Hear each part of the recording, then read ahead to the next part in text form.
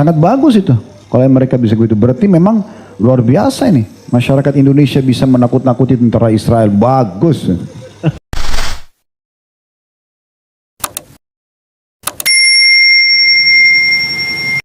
Ini untuk pertanyaan pertama, ini terkait dengan isu yang sedang ramai juga nih Ustaz, di sosial media kita Ustaz. Bahkan ada istilahnya nih teman-teman. Ini istilahnya julid fisabilillah. Ya, jadi netizen kita ini banyak melakukan komentar-komentar kepada tentara Israel Ustaz. Ya, dengan komentar-komentar pedas. Bahkan menyebabkan sampai katanya tentara Israel ini kena mental Ustaz, stres. Ya, Anda juga kemarin sempat lihat sampai dia buat klarifikasi, minta maaf untuk rakyat Indonesia, teman-teman jangan kayak gitu. Nah ini Anda coba tarik dari sisi hukumnya Ustaz. Yang klarifikasi ini tentara Israel ya? Tentara Israel Ustaz. Gitu. Nah ini dari sisi hukumnya kan yang Anda tahu gitu ya Ustaz ya. Kan nggak boleh kita mencela Ustaz. Nah ini kalau yang kita lakukan seperti ini gimana Ustaz hukumnya Ustaz? Bagus. Ya. Saya baru tahu ini kalau ada yang seperti ini. Berarti antum bisa berperang melawan tentara Israel walaupun tidak ketemu langsung kan? Bagus kan? Dan ini makin membuktikan bahwasanya mereka pengecut. Baru diserang lewat media saja sudah cengeng. Ya. Kalau itu betul ya. Sangat bagus. Di saat sekarang memang kita boleh menggunakan apa saja, cara apa saja, ya, untuk memerangi dan melawan mereka. Memang sudah harus begitu. Mereka tidak pernah peduli terhadap darah yang tertumpah. Bahkan mereka mengistilahkan teroris kepada anak-anak kecil dan perempuan. Dari mana istilah teroris kepada anak bayi yang mereka bunuh? Itu sudah tidak masuk akal. Israel sekarang ini orang-orang Yahudi, mereka sudah melanggar peraturan-peraturan perang dalam agama. Baik agama Islam atau mungkin agama lain juga sama. Tapi agama Islam sudah tidak mungkin orang membunuh orang yang tidak bersalah, sudah pelanggaran. Juga peraturan-peraturan peperangan dunia. Dan tidak boleh orang merusak fasilitas umum, membunuh masyarakat sipil, itu tidak boleh. Bahkan tidak peduli lagi dengan tumbuh-tumbuhan, dengan hewan-hewan, itu semua sudah tidak lagi mereka pedulikan. Hanya dengan alasan mereka punya hak, itu tanah yang dijanjikan, atau apa saja alasan yang tidak masuk akal. Gitu ya. Jadi sangat wajar kalau umat Islam melawan mereka. Saya yakin mungkin apa yang dirasakan oleh teman-teman yang melakukan ini sama dengan kita rasakan semua. Kita berharap bisa membalas mereka dengan cara apa saja, karena perbuatannya ya, kecuali mereka berhenti dari perbuatan tersebut. Sekarang ini beberapa hari hanya kena gencatan senjata saja. Tapi para komandan mereka masih berbicara di media. Ini bukan perkataan kita, tapi mereka yang mengatakan kalau mereka tidak akan berhenti sampai target mereka tercapai. Gaza harus dibumi hanguskan. Berarti gencatan senjatanya sementara saja. Mereka tidak mau berhenti, mereka menganggap itu pertumpahan darah atau menumpahkan darah umat Islam bukan pelanggaran bagi mereka. Karena memang dalam buku protokol Yahud, mereka mengistilahkan selain orang Yahudi itu budak mereka. Boleh mereka bunuh, boleh mereka tipu, boleh apa saja. Makanya memang luar biasa. Golongan ini berbeda sendiri. Kalau ada golongan yang berani melampaui batas, bukan cuma pada manusia tapi pada Allah juga, hanya orang Yahudi saja. Mereka yang mengatakan dalam Al-Quran, Yadullahi maglulah, Allah itu pelit. Itu mereka ucapkan, Allah kekalkan dalam Al-Quran. Mereka yang berkata kepada Musa alaihissalam, pergi kamu berdua dengan Tuhanmu, perangi sendiri. Waktu disuruh masuk ke Palestina pertama kali. Karena di sana ada suku ya, yang dianggap mereka kuat, mereka tidak mau melawan. Mereka tidak mau hadapi. Gitu kan. Apapun yang mereka gunakan sebagai argumentasi, kita juga punya argumentasi. Tapi mereka mengatakan kepada Musa alaihissalam, idhab anta wa rabbuka faqatila inna huna qaidun. Pergi Musa berdua sama Tuhanmu, coba kurang ajarnya. Ya. Perangi sendiri, kalau sudah menang sampaikan ke kami, nanti baru kami masuk. Nah itu Yahudi. Kalau tadi yang pertama itu ayatnya, wa qalat al-yahudu yadullahi maglulah, gullat aydihim wa lu'inu bima qalu. Mereka mengatakan tangan Allah itu terbelenggu, maksudnya Allah itu pelit. Allah dibilangi pelit. Gitu kan. Itu Allah kekalkan dalam Al-Quran. Maka Allah subhanahu wa ta'ala melaknat mereka dengan itu. Sungguh mereka yang terbelenggu tangannya dan mereka dilaknat dengan perkataan mereka itu. Bal yadahu mabsutatan yunfiqu kaifa yasha. Tapi kedua telapak tangan Allah itu terbuka dan Allah berikan kepada siapapun yang dia inginkan karunia-Nya. Banyak sekali kesalahan mereka ini. Insya Allah biidznillah ta'ala saya sudah susun untuk khutbah Jumat nanti. Ada khutbah Jumat kebetulan di dekat kantor. Itu saya memang menyusun tema khusus pesan emas dari Gaza. Dan poin pertamanya bagaimana terbongkarnya kedok orang-orang Yahudi. Dan harus umat Islam menyadari siapa mereka sebenarnya ini.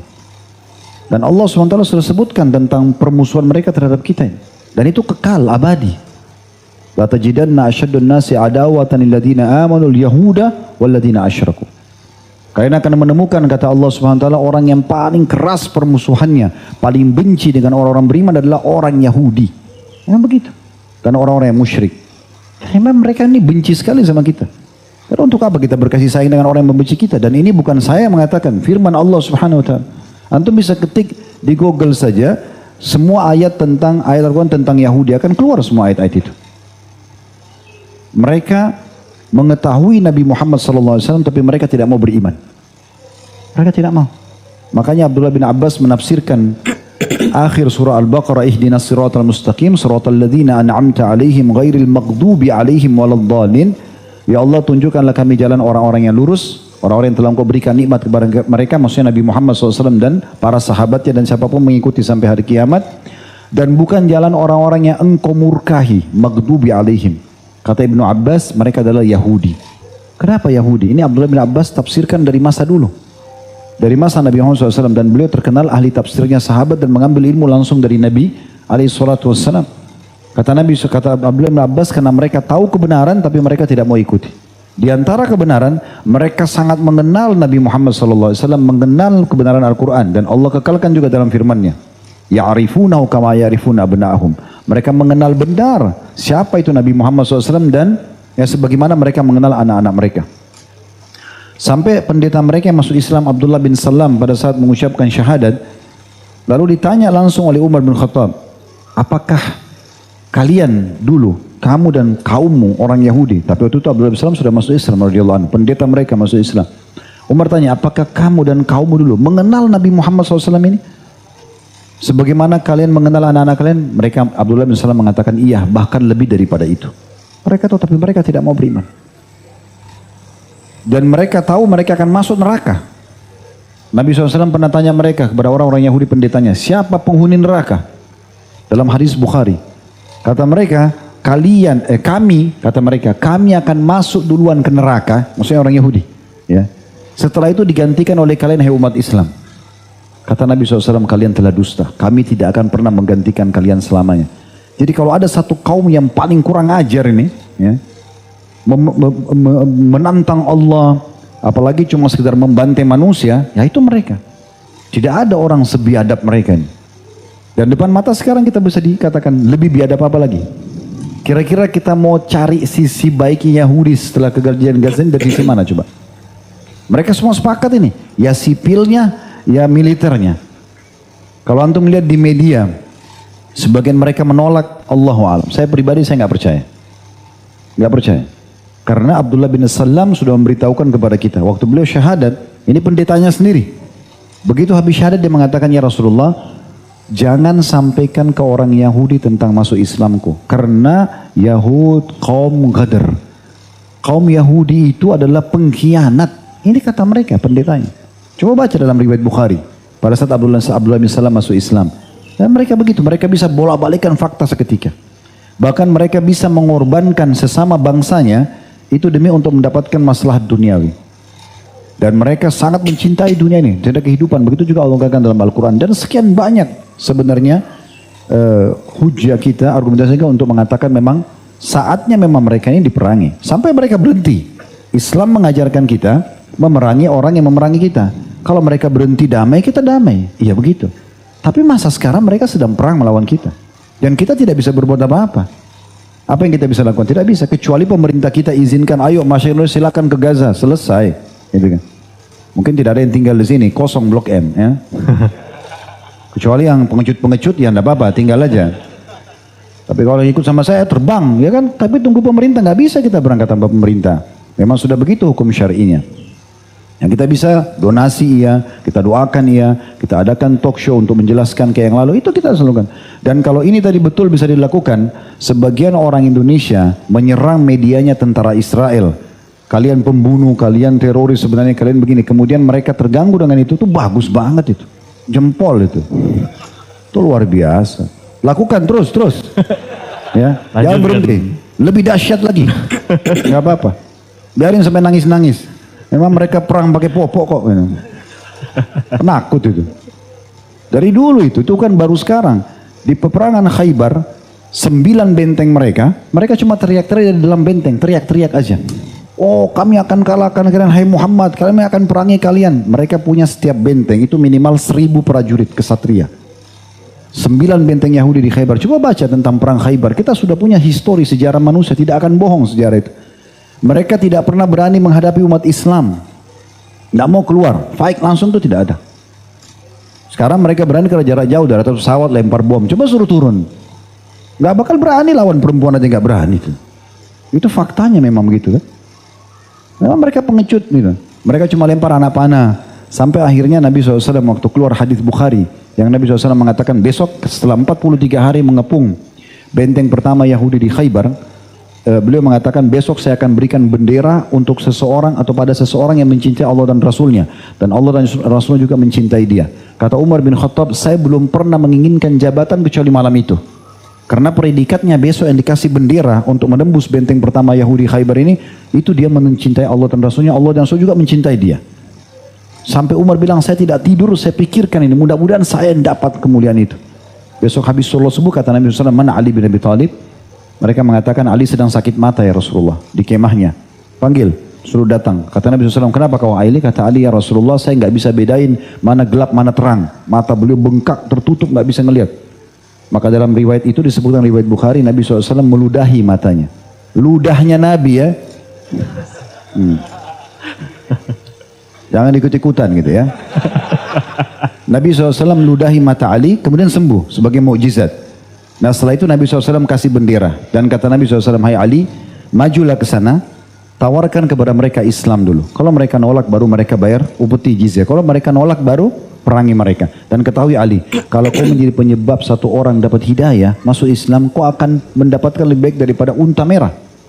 Kemudian Ali bin Abi Thalib atur strategi. Karena mereka tahu, Ali bin Abi Thalib tahu, selama 40 hari ini mereka nggak mau keluar.